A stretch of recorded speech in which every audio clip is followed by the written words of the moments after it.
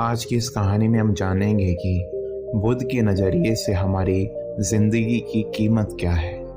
हम में से बहुत से लोग अपनी ज़िंदगी की कीमत नहीं समझते और अपने जीवन को ऐसी चीज़ों में बर्बाद कर देते हैं जिनसे सिर्फ और सिर्फ हमारा ही नुकसान होता है। कुछ लोग अपनी ज़िंदगी नशे के पीछे बर्बाद कर देते हैं, तो कुछ एक तरफा प्यार के चक्कर में, और कुछ सारी ज़िंदगी पैसे के पीछे इतना भागते हैं कि अपने परिवार, अपनी खुशियों को पीछे छोड़ देते हैं। एक बार की बात है, एक दिन गौतम बुद्ध अपने शिष्यों को ज़िंदगी से जुड़ी अच्छी और बुरी चीज़ों का ज्ञान दे रहे थे। सभी शिष्य उनकी बातों को बड़े ध्यान से सुन रहे थे। उन सभी शिष्यों में एक शिष्य ऐसा भी था जिसे प्रश्न पूछने की बहुत आदत थी। वो उठकर गौतम बुद्ध के पास आया और उसने बोला, आप हमें जिंदगी के बारे में जो कुछ भी सिखा रहे हैं उस सब का क्या फायदा, क्योंकि हम ऐसे बहुतों को ये ही नहीं पता कि हमारे जीवन का मूल्य क्या है और ये जीवन हमारे लिए कितना कीमती है। पहले आप हमें ये समझाएं कि इस जीवन का मूल्य क्या है। अपने शिष्य की बात सुनकर गौतम बुद्ध अपने आश्रम में गए और एक चमकता हुआ पत्थर का टुकड़ा लेकर आए। वो टुकड़ा उन्होंने अपने शिष्य को दिया और बोले, मैं तुम्हें इस जीवन का मूल्य तब बताऊंगा जब तुम इस पत्थर का सही मूल्य पता करके लाओगे। साथ ही ये ध्यान में रखना कि तुम्हें यह पत्थर का टुकड़ा किसी को बेचना नहीं है। गौतम बुद्ध की बात मानकर वो शिष्य नगर की तरफ चला गया। नगर में सबसे पहले उसकी नजर एक फल बेचने वाले पर पड़ी।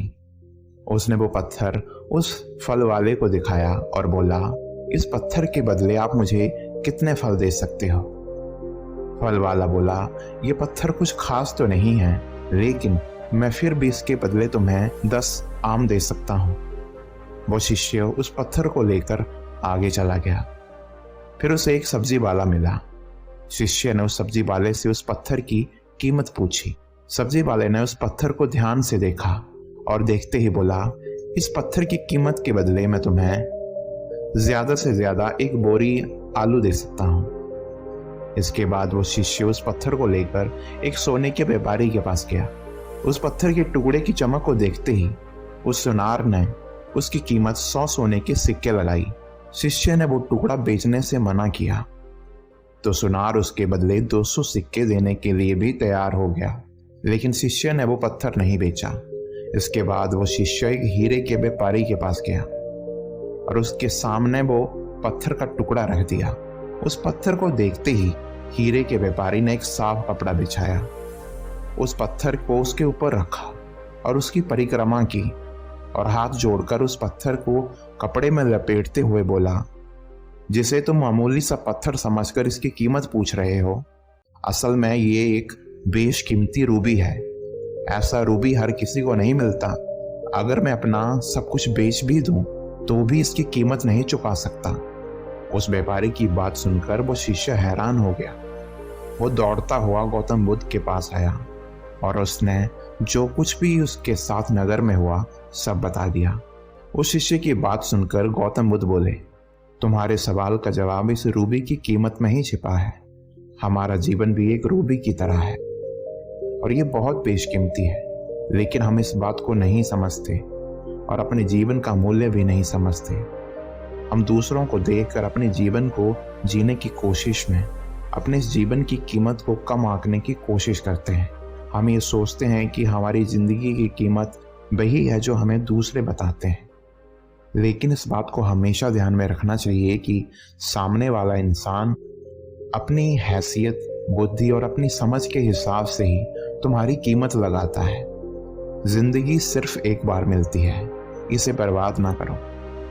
अपनी जिंदगी को उतना ही कीमती समझें जितना कीमती आप अपने बैंक में रखे हुए पैसे और अपने सोने के आभूषणों को समझते हैं। आज के समय में सभी लोग अपनी जिंदगी में ज्यादा कीमती पैसे और दिखावे भरी चीजों को समझते हैं और कई बार पैसे के चक्कर में ऐसे काम करने लग जाते हैं जिससे उनकी जिंदगी बर्बाद हो जाती है। नाम कमाने के चक्कर में उल्टे सीधे काम करने लगते हैं, लेकिन इस बात को हमेशा ध्यान में रखें कि दिखावा करना जरूरी नहीं है। प्यार दोबारा भी मिल सकता है। पैसा फिर से कमाया जा सकता है, लेकिन जिंदगी को फिर से पाया नहीं जा सकता। ये बहुत बेशकीमती है। इसलिए इस बेशकीमती जिंदगी को अच्छे से जिएं और हर पल का आनंद लें। कभी भी ये ना सोचें कि आप इस दुनिया में किसी से कम हैं, और कभी ना सोचें कि आपकी ज़िंदगी व्यर्थ है, और कभी भी ये ना सोचें कि आपकी ज़िंदगी किसी काम की नहीं है। आपके होने या ना होने से कुछ फ़र्क नहीं पड़ता। जब भी आपके दिमाग में नकारात्मक विचार आएं तो अपने आप को याद दिलाएं, जीवन एक रूबी है और ये बहुत बेशकीमती है।